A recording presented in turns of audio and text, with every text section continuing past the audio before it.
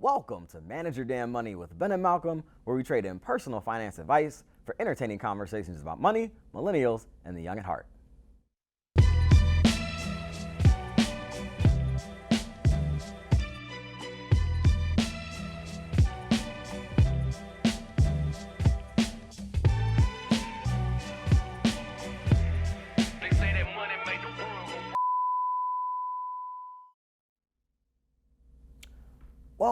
Welcome, world, to yet another episode of Manage Your Damn Money with Ben and Malcolm. I am your co-host, Ben Carter, and I'm joined here by my co-host, Mr. Malcolm Ethridge, licensed financial advisor and CFP. Sir, how are you doing today? I'm good, man. I'm good.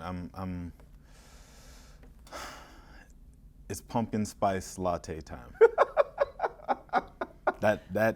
I was not gonna do it. And then I was like, I gotta do it because I just have to get it on the record that is one of the things that annoys me the most about America.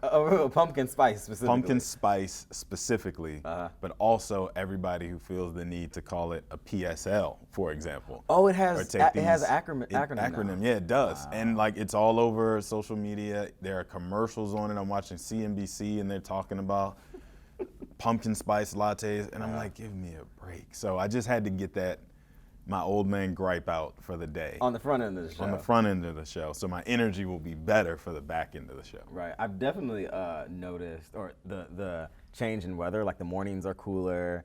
It's darker earlier. This is kind of like as a Californian, I don't like this part of the year because it's like the fun is ending and now it's time to It does kind of seem like that, right? Yeah. Like the fun is trickling away. But I mean, like kids are back in school and that's a good thing for parents. Yeah, and a good thing for my commute. So, yeah. Absolutely. Well, on this episode of Manage Your Damn Money, we're having an interesting conversation. The customer lifetime value score is an interesting thought that kind of inspired this show, and we're going to get into that. But before we do, as we always do, it is now time for headlines. Group of top CEOs say maximizing shareholder profits no longer can be the primary goal of corporations. This was an August 2019 headline on the Washington Post by Jenna McGregor. It read, a group representing the nation's most powerful chief executives on Monday abandoned the idea that companies must maximize profits for shareholders above all else, a long-held belief that advocates said boosted the returns of capitalism, but detractors blame for rising inequality and other social ills. In a new statement about the purpose of the corporation, the Business Roundtable, what it's called, which represents the chief executives of 192 large companies, said business leaders should commit to balancing the needs of shareholders with customers, employees, suppliers, and local communities. Americans deserve an economy that allows each person to succeed through hard work and creativity and to lead to a life of meaning and dignity, said the statement from the organizations, which is chaired by JP Morgan Chase CEO Jamie Dimon. He went on to say, we commit to deliver and value to all of these people for the future success of our companies, our communities, and our country. Malcolm, I have a really simple question. Mm-hmm. Do we believe them or do they need more people? That's cute. That was my initial reaction. Okay. Okay, that's cute. Okay. So, as the resident skeptic on this show, absolutely, you know that immediately I just went to poking holes in it and was like, yeah, right. Okay. So, I mean, it's interesting because the same CEOs we're talking about have basically spent the last 10 years that we've been in this bull market, this upswing in the economy, all the good stuff is happening, and we're feeling good, feeling great. Right. They've spent all that time maximizing their compensation via stock. Right. So most of their compensation has been in the form of stock in the company. Right. And so they've been doing everything they can to drive that share price of the company up. Because that in turn makes their profits as a individual go up. Now that we're on the precipice of everybody having this conversation about us maybe being on the brink of a recession, all of a sudden, this light bulb goes off and says, no, we've been doing it wrong. They shouldn't be judging us from quarter to quarter on our progress and how well we're performing. They should be judging us more long-term and looking at our progress over a 10-year cycle. Your skepticism, sir, is on a high level right now. I'm like, you gotta be kidding me. Like, could you be more transparent? You're saying that the talk, of which there's been some, or plenty actually, about the potential of a recession is a driver of what I felt was a very feel-good moment for the business community. Is that what you're telling me? It should be a feel-good moment for the business community because you know that I have been saying for a long time that like companies shouldn't be so short-sighted. Right. We shouldn't only be so worried about satisfying the loudest shareholders in the room that we sacrifice employees and their well-being as people. Right. And that would help us have a better society overall. In general. With that said, I guarantee you none of those people in that consortium of 192 CEOs listened to our podcast, said that guy has on to something, and went home and changed their act. Right. This is all a song and dance to protect their own job for the next 10 years because the recession is coming, presumably, and they're so concerned with how do I navigate these waters that they're already rigging the game so that they can't lose. I gotta tell you, I did not make that connection, and the fact that you are is just hilarious to me. The resident skeptic, The like resident I said. skeptic. Like, we're gonna get you a hat that says skeptic, or maybe a mug, and I think the hat should say, nah. Indeed. Well, the statement comes amid a growing national debate about the responsibility of corporations at a time of stark economic inequality. The president and the candidates vying for the Democratic presidential nomination have taken aim at companies for putting profits before the needs of workers and customers on issues as varied as drug pricing, outsourcing, and data privacy. And for decades, wages have climbed only moderately as the pay of top executives at public companies has soared. A range of lawmakers have been trying to force companies to consider society's larger goals when doing business or be penalized. For example, Democratic presidential candidate Elizabeth Warren has proposed a plan that would require U.S. corporations to turn over part of their board of directors to members chosen by employees. And then, of course, your favorite person, Malcolm, Senator Bernie Sanders, has suggested that they prohibit corporations from buying back their own stock, a move that drives up share prices unless they offer a certain level of pay and benefits for their workers. So kind of creating some kind of stopgaps to, change how things move and groove in terms of what costs what. So let me ask you this, Malcolm. Do you see this statement as an inflection point for the assumed primacy of shareholder interest in American business? Like this is kind of, at least I read it as a watershed moment. We have covered shareholder primacy, as it's referred to on our show, and the concept, I think, which started in the 70s or 80s, where somebody wrote a paper and said a company's sole goal should be to return profits to its shareholders. Right. It felt like to me the first of a whole lot of steps, but first is just like you have to acknowledge that maybe, there's an issue. I hear what you're saying.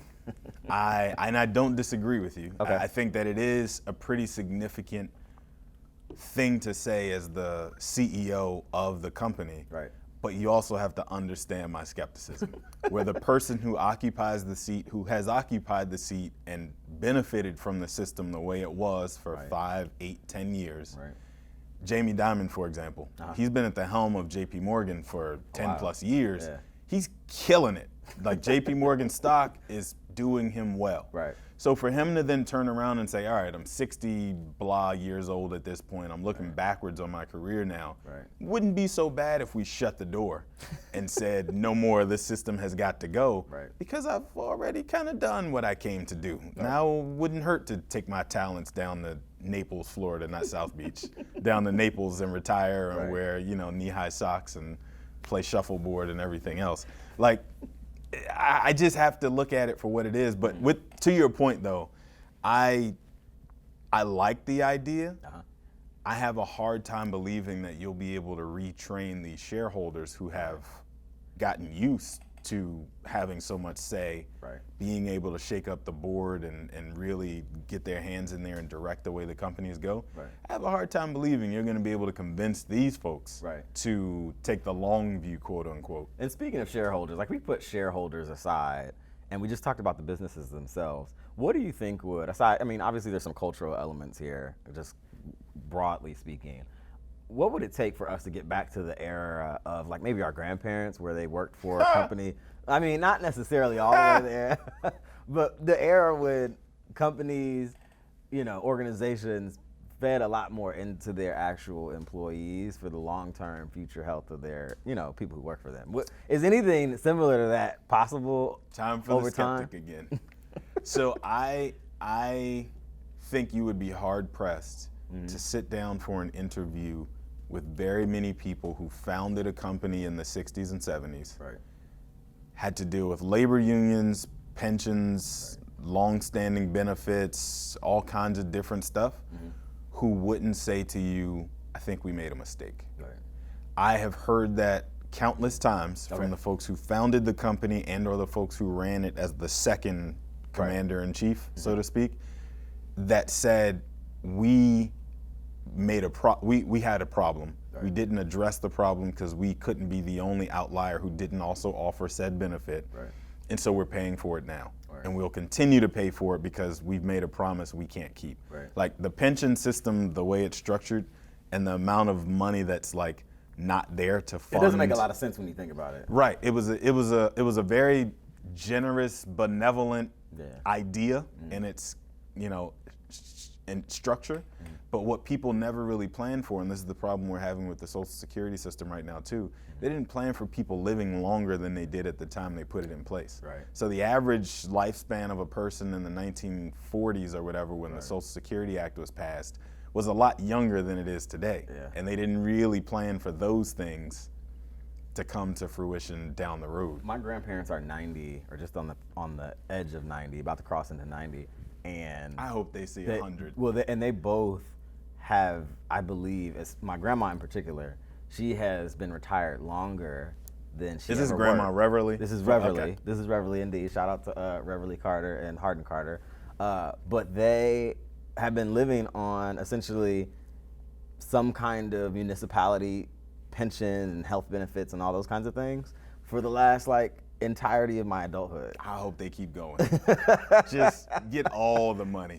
It's pretty interesting. But my final question before we go to a quick break, it is a broader conversation, not whether it will happen, but do companies have a responsibility to feed into the societies they exist in a positive and helpful manner in the way this statement is looking to make a contribution?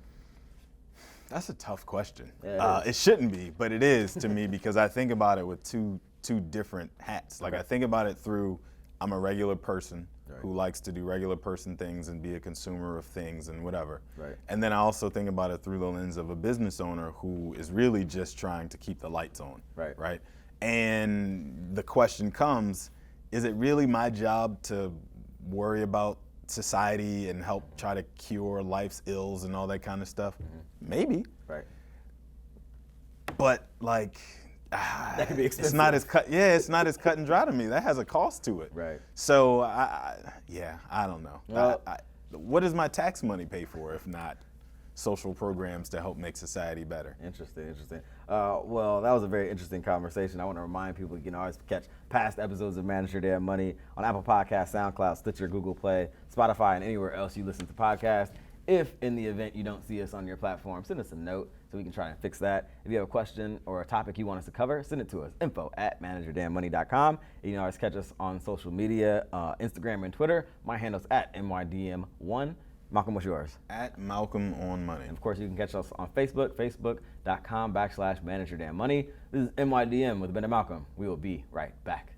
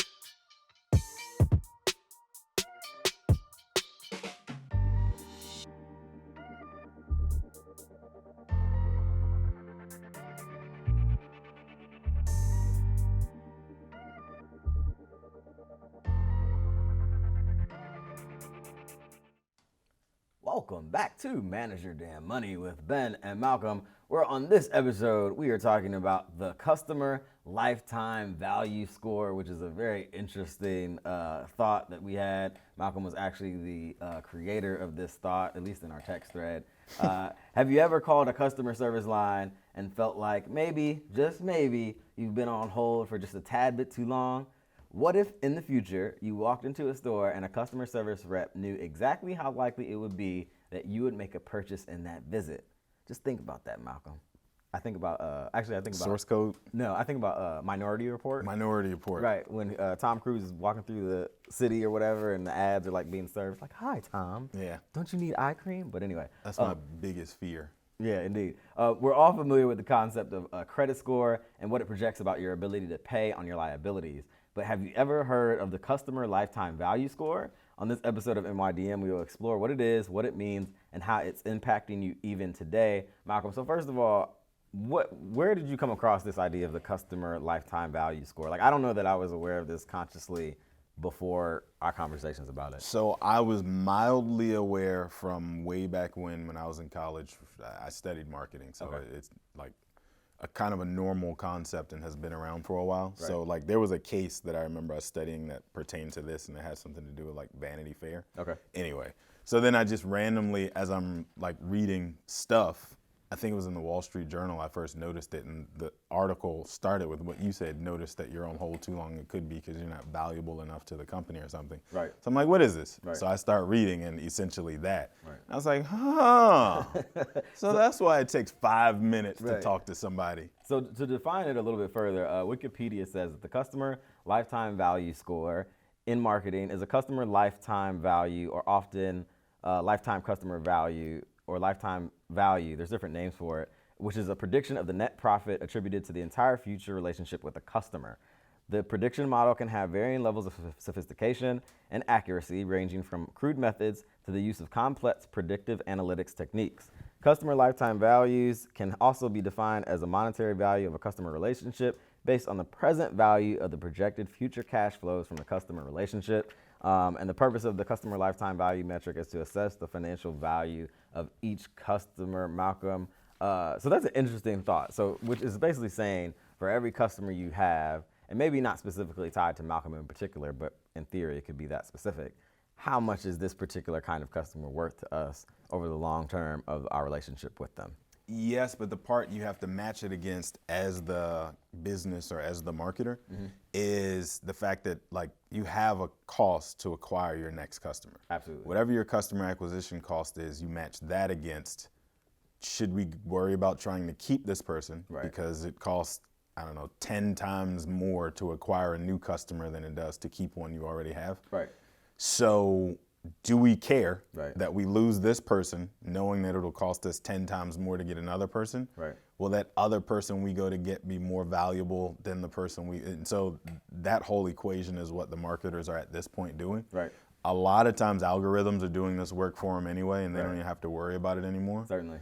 But like the fact that that's a conversation they're having internally to determine where's the threshold and who do we actually have to worry about keeping happy is really interesting to me. Absolutely. Sounds devious. A little bit. And so another headline we pulled for this story in particular, how to calculate a customer lifetime value score. This was a piece on HubSpot.com by Clint Fontanella. There's a couple different ways to calculate it. And of course, these are really basic. But you can calculate the average purchase value of a particular customer. You can also calculate the average purchase frequency rate. And then you can also calculate the customer value. You can calculate the average customer lifespan. And then, of course, there are a whole bunch of different variations of that, which include different pieces of data. It also read that acquiring a new customer can be a costly affair, as Malcolm mentioned. In fact, an article published by a Harvard Business Review found out that gaining a customer can cost anywhere between 5 and 25 times more than retaining an existing one, which alludes to I said 10. I guess I undershot it. Undershot it indeed. Additionally, a study conducted by Bain & Company found that a 5% increase in retention rate can lead to an increase in profit between 25 to 95%. This makes it imperative that a business identifies and nurtures the most valuable customers that interact with their company. Malcolm, so a lifetime value score tells companies how much revenue they can expect one customer to generate over the course of a business relationship. The longer a customer continues to purchase from a company, the greater the lifetime value score, or whatever you want to call it, becomes. This is something that our customer support and success teams have direct influence over during the customer's journey. Customer support reps and customer success managers play key roles in solving problems and offering recommendations that influence customers to stay loyal to a company or to churn, which means to actually leave out of the process and never come back as a customer.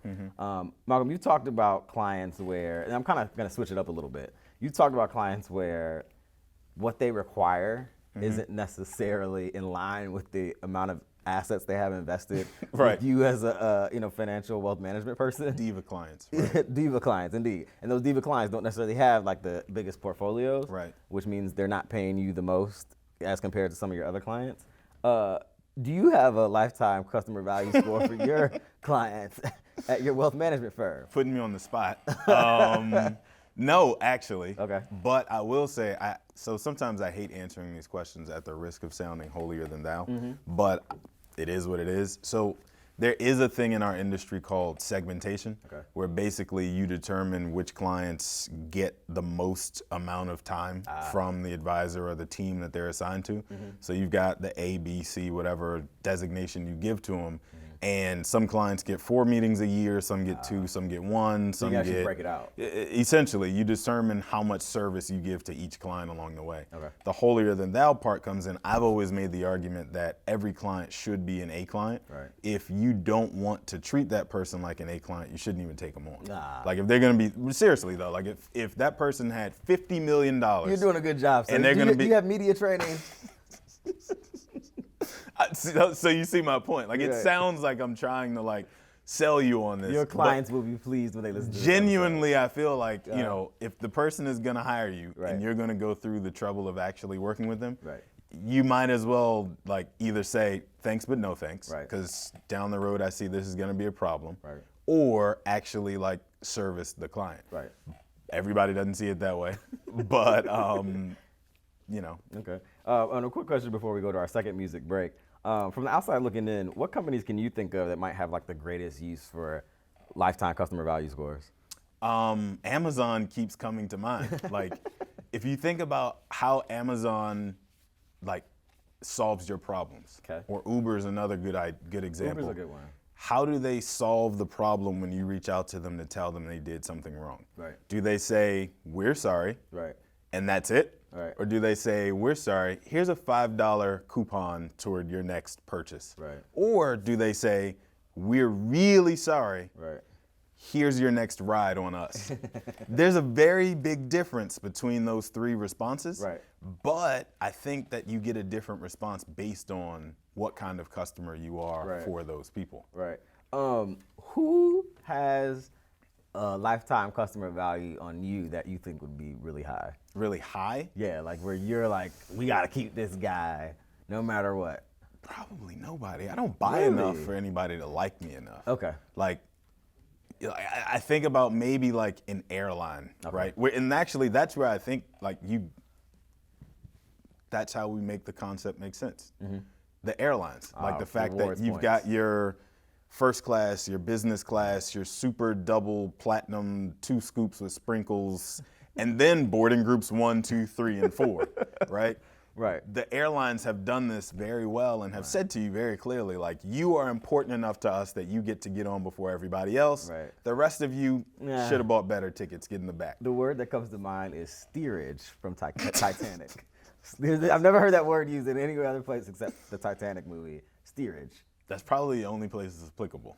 I think that may have been the only place. When else are you getting on a ship? You going on a cruise? Those are the only 2. Anyway. Still, the word steerage. Anyway. And then for me, I know, at least pre-triplets, the customer value score for me that's highest has to be ASOS. Like ASOS, like the things, and they've actually handled problems for me, like customer service type problems, that I was sure they were making decisions based on the frequency of my purchases, which were a lot more frequent before I became a dad, obviously. So interesting thought there. Yeah, nobody treats me that nice. It's because you don't buy enough, Malcolm. Apparently. Well, at least not from the same place. Indeed, indeed. Well, I want to remind people you can catch past episodes of Manage Your Damn Money on Apple Podcasts, SoundCloud, Stitcher, Google Play, and Spotify. And of course, please leave us a review on any of those platforms so more people can catch the show. If you have a question for us, send it to us, info@manageyourdamnmoney.com. And if you want to catch us on social media, you can do so. My handle is @MYDM1. Malcolm, what's yours? @MalcolmOnMoney. And that's on Instagram and Twitter. And you can always catch us on Facebook, facebook.com/ManageYourDamnMoney. This is MYDM with Ben and Malcolm. We will be right back.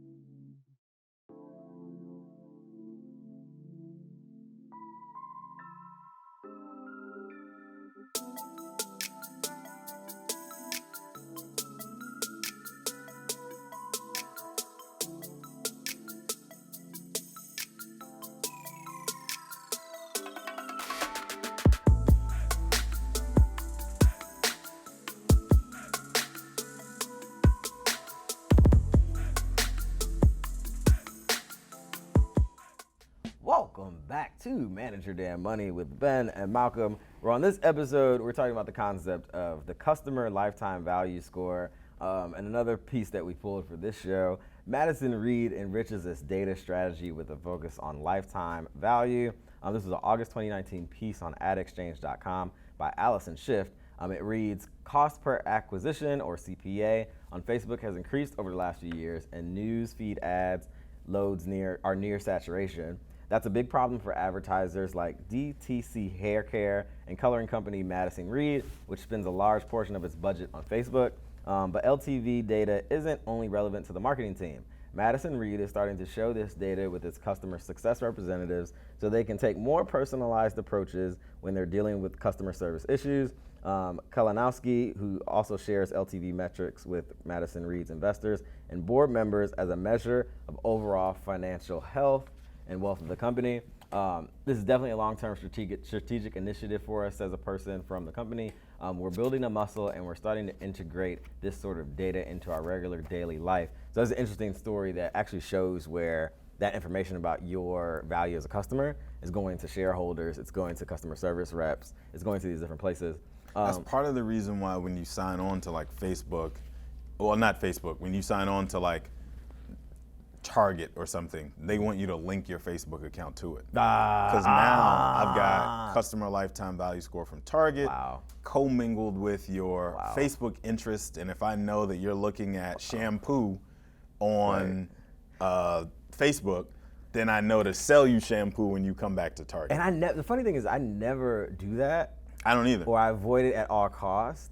And if platforms want me to use either my Gmail or my Facebook or some other social profile, I don't sign up unless it's Google is like public enemy number one at this. Right. Because they have in their user agreement that they scan your emails at all times looking for ways to quote unquote make your life easier, which really means figure out ways to sell you out to advertisers. Absolutely. So if I can scan your emails to find what you like and don't like, I can then sell to advertisers, hey, if you just push them 2 more times to say, hey, come back to ASOS, I guarantee you. Or if you give him a coupon at this rate, I guarantee you he'll come back. Indeed. Those are things that help bring all those pieces together to drive that customer lifetime value, which is a fancy way of saying how much will this person give us in any given year. Indeed. Another story that Malcolm actually mentioned, the headline reads, on hold for 45 minutes. It might be your secret customer score. This was a November. Doesn't that just grab you? Yeah, it does. Absolutely. Like, wait, what is this? This was, I believe, a November 2018 piece on the Wall Street Journal by Khadija Safdar. 2 people call customer service at the same time to complain about the same thing. One waits a few seconds before a representative gets on the line. The other stays on hold. Why the difference, reads the piece. There's a good chance it has something to do with a rating known as a customer lifetime value, or CLV. That secret number is used by all manner of companies to measure the potential financial value of their customers. Your score can determine the prices you pay, the products and ads you see, and Malcolm, as you mentioned, with the discount emails, the perks you receive. Credit card companies use the scoring system to decide what to offer customers who want to cancel their cards. Wireless carriers route high-value callers immediately to their most skilled agents, and at some airlines, a high score increases the odds of a seat upgrade. A person quoted in the piece says, "That's huge." Yeah, absolutely. That's I mean, huge. It's literally exactly what you mentioned. A person quoted in the piece says, "There's no free lunch. The more profitable you are, the better service you will get," which is like makes perfect sense. Yeah. Like you serve your best customers. Like it's like I think about like the old guy who comes to the restaurant that he loves. He's gonna get the best service because he's a regular and he has a tab and all those kinds of things. But then that kind of gets at my point before where I was saying though, like if you are taking me in your doors as a customer at your restaurant, should I not still get great customer service? Right. So I don't say that to say don't refer to him by name. Hey Ben, it's great to see you. You want your usual table? Right. Do you want us to get your usual steak and chips or whatever? Like that's fine. Treat him like you know him. Right. But don't give me less service because I'm a stranger. That's where I have a problem. And that's an interesting question. Is the concept of LCV kind of inherently discriminatory at all? Is it fair to change service based on the purchasing history of a customer like that?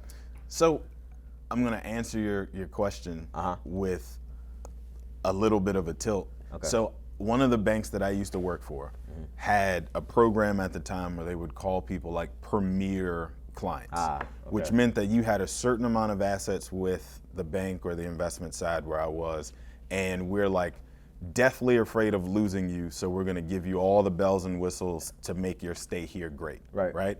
So everybody client would know you're a premier client. It would even be on your statement somewhere, you're one of our premier clients.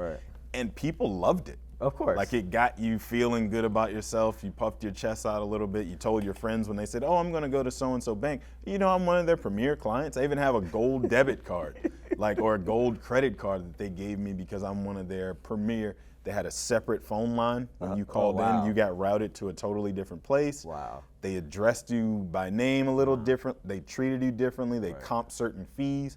And this was all blatantly outlined in the marketing material of what does a premier client get. I kind of think it makes some sense.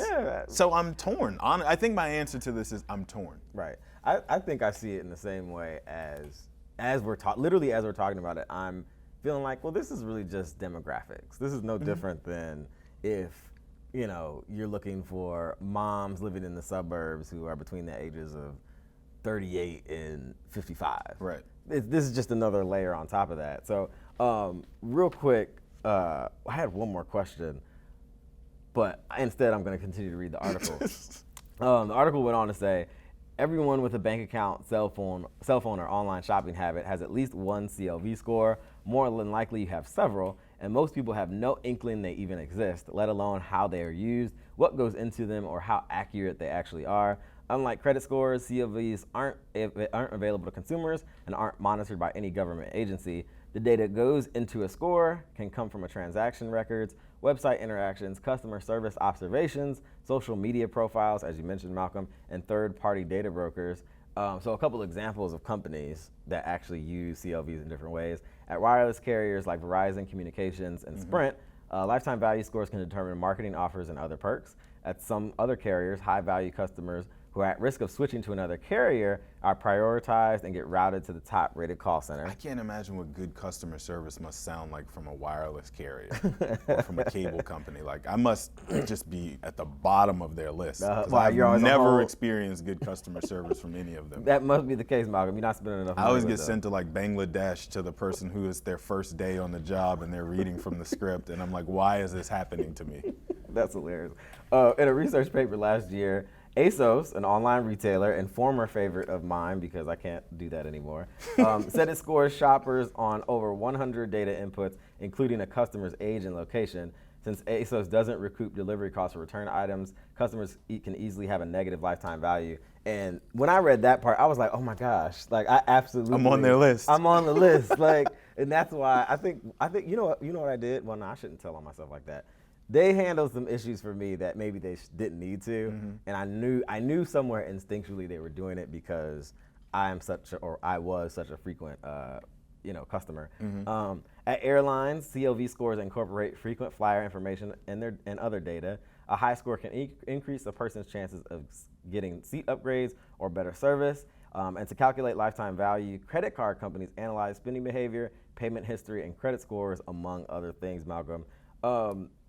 So are there any companies or services where LCV might be kind of like a bad thing that you can think of, or types of companies? That's a good one. Healthcare. I would hate to go to the hospital, have a low You can't do that. customer value score, can't do and that means I only get half the stitches I need.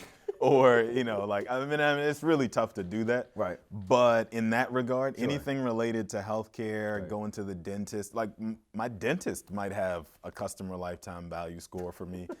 In this case, my score is probably super high because I've spent so much money at the dentist.